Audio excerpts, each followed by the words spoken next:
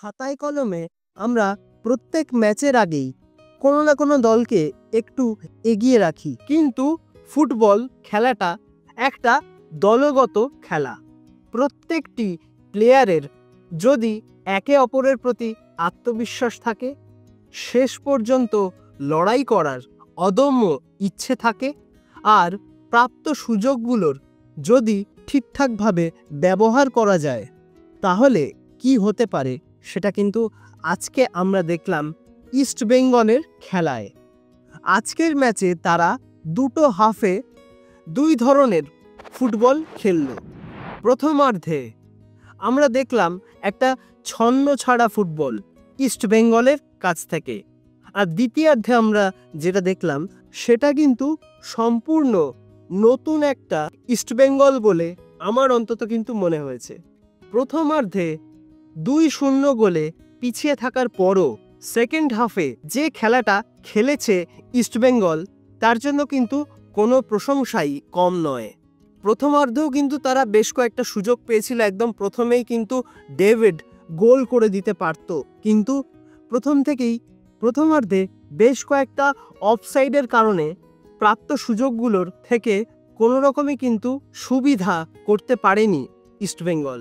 Punjab FC তাদের প্রথম গোলটা দুর্দান্তভাবে করলেও দ্বিতীয় গোলটার ক্ষেত্রে, যেটা পুলগা ভিদাল বাঁ পায়ের একটা দুর্দান্ত শটের মাধ্যমে করে গেলেন, ওই গোলটা কিন্তু হতো না যদি আনোয়ার আলী শেষ পর্যন্ত পুলগা ভিদালকে চেস করতে পারতেন। তিনি কিন্তু পুলগা ভিদালকে একদমই ফাঁকা স্পেস অফার করে দিয়েছিলেন, সেখান থেকে কিন্তু একটা দুর্দান্ত শটে প্রথমার্ধেই 2-0 গোলে এগিয়ে যায় পাঞ্জাব এফসি। তবে সেখান থেকেই ইস্টবেঙ্গল কিন্তু তাদের প্রত্যাবর্তনের গল্পটা লিখতে শুরু করে, আর এই প্রত্যাবর্তনের প্রথম পদক্ষেপটা নিয়েছিলেন কিন্তু, আর এই প্রত্যাবর্তনের প্রথম পদক্ষেপটা নিলেন হিজাজি মাহের। সেকেন্ড হাফ শুরু হওয়ার মিনিট কয়েকের মধ্যেই তিনি যেভাবে হেডে দুর্দান্ত একটা গোল করলেন, সেখান থেকেই কিন্তু মনে হচ্ছিল যে ইস্টবেঙ্গলের জন্য কিন্তু এই ম্যাচে এখনো অনেক লড়াই বাকি আছে।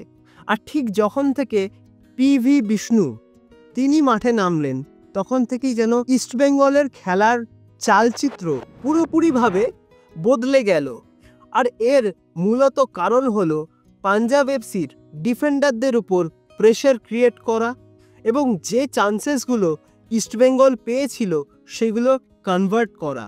সেখানে পিভি বিষ্ণু, ডেভিড কেউই কিন্তু মিস করেননি।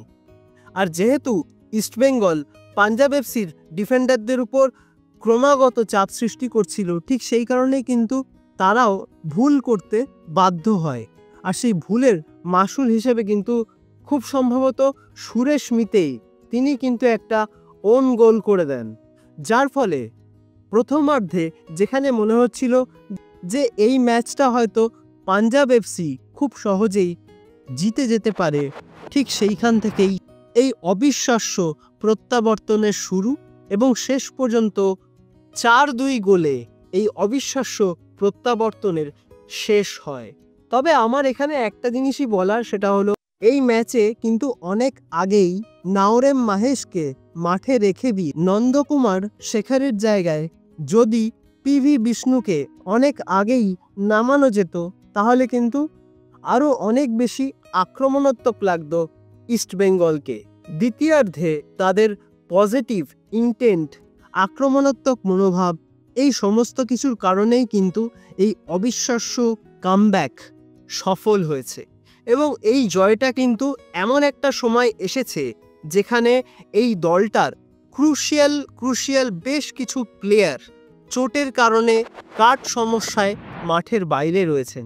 এই সব কিছু সত্ত্বেও যেভাবে এই দলটা আজকে কামব্যাক করলো, যেভাবে এই দলটা আজকে লড়াই করলো, সেটা কিন্তু সত্যি এক কথায় অসাধারণ।